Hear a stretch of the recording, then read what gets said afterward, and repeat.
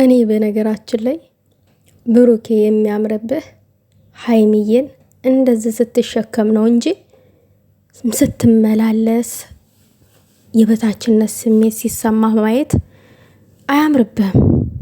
የምሬን ነው። ሀይሚዬን እንደዚህ ስታቀብጥ ነው የሚያምርብህ።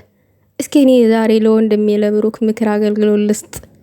በጣም ደግሞ ያበሳጨኝ ነገር አለ መሆን የሌለበት።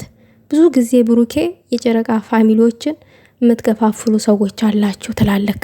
አሁን ላይ ግን አንተ ነህ እየከፋፈልካቸው ያለው ብሩኬ። ፋክት ነው የምናገረው።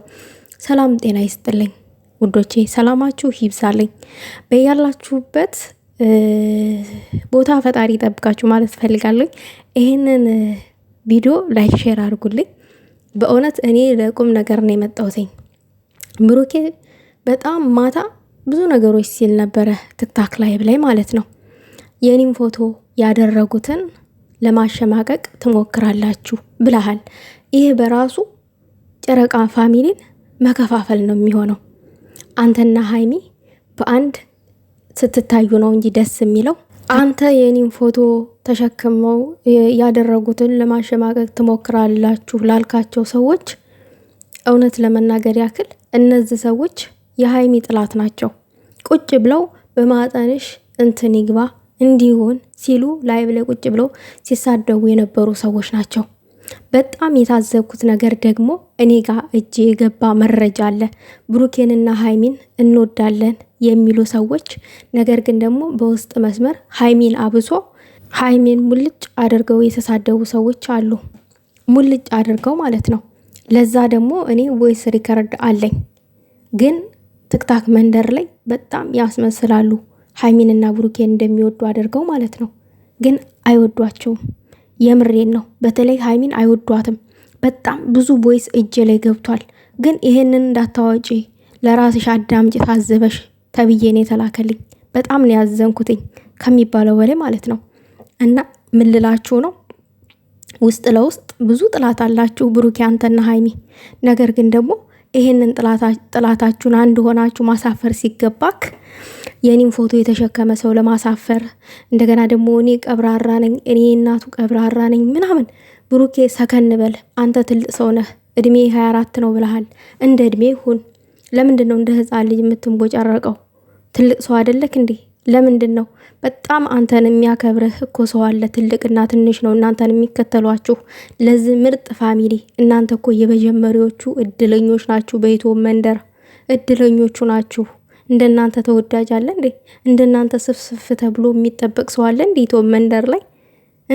ይሄንን ፋሚሊ ለምንድን ነው የምታስቀየሙት? ለምን? ክብር ይገባዋል ይሄ ኦዲየንስ። እንደዚህ ቅምጥልጥል እንድትልኩ ያደረጉ እነዚህ ምርጥ ፋሚሊዎች ምርጥ ኦዲየንሶች ናቸው። ታዲያ ስለምንድን ነው ለእያንዳንዷ ለጥቃቅን ነገር መልስ እየሰጥክ ይህንን ምርጥ ፋሚሊ የምታጡት? ሌላው ነገር ደግሞ ሀይሚ ለምሳሌ ላይቭ ላይ ስመጣ በጣም መጥፎ ኔጌቲቭ የሆነ ኮመንት ነው የሚጻፍላት። መልስ አትሰጥም። ዝምታን ከሀይሚ ተማር። አይኖ አሁን ድብን ያለ ድራማ ነው እየሰራችሁ ያላችሁት። እናውቃለን እንደማትለያዩ ጠንቅቀን ነው የምናውቀው። ነገር ግን ደግሞ ለሚረባውም ለማይረባውም እየተነሳ መልስ አትስጥ ብሩኬ። የምሬን ነው። መልስ መስጠት የለብህም። ራስን ደግሞ የበታችነት ስሜት እንዲሰማው አታድርግ። ለምን እንደዚህ እንደ ወንድ ልጅ ቆፍጠን ማለት አለብክ። ችግሩ ምክር አሰማም። ሰው ልጅ እኮ ስለሚወዷችሁ ነው የምንመክረው የምንናገረው እንጂ ባንወዳችሁ እኛ ምን አገባን? እንደፈለጋችሁ መሆን ትችላላችሁ። እናንተ እንደምትሆኑት እኮ እኛም መሆን አያቅተንም። ነገር ግን ደግሞ ያንን ስብዕና ከእናንተ አንጠብቀውም። እናንተን በመጀመሪያ የምናውቃችሁ ምርጥ በሆነ ስብዕና ነው። አሁን ግን ያንን ስብዕናችሁን በራሳችሁ እጃችሁ እያበላሻችሁት እያጠፋችሁ ነው ያላችሁት። ወዙ እየጠፋ ነው ያለው የጨረቃ ፋሚሊም ሆነ የእናንተም። ግን አስቡበት። ማንንም አትጎዱም፣ ራሳችሁን ነው የምትጎዱት። ለሀይሚ ጊፍት ሲሰጡ የነበሩ ሰዎች ለአንተም ትናንትና ላይ መተህ ሲሰጡ ነበረ። አይክ እንደዛ አይነት ምርጥ ቤተሰብ ነው ያላችሁ እና ይህንን ምርጥ ቤተሰብ በራሳችሁ እጅ እያጣችሁ ነው ያላችሁት። ለማንኛውም ግን አስቡበት ማለት ፈልጋለሁ። ብሩኬ ሀይሚና አንተ አብሮነታችሁ በጣም ደስ የሚል ነው። በጣም ታምራላችሁ እንደ ካፕል። ግን አሁን ላይ ያንን ነገር አላቅም። ምን እንደገባ መሀላችሁ ማቀው ነገር የለም። ጥያቄ ሆኖብኛል። ለትንሹም ለትልቁም መልስ ትሰጣለህ። መልስ አትስጥ፣ ንቀተው። የበታችነት ስሜትህን ለመናቅ ደግሞ የበታችነት ስሜት ይሰማል። አስወግደው እሱን ነገር ማለት ነው።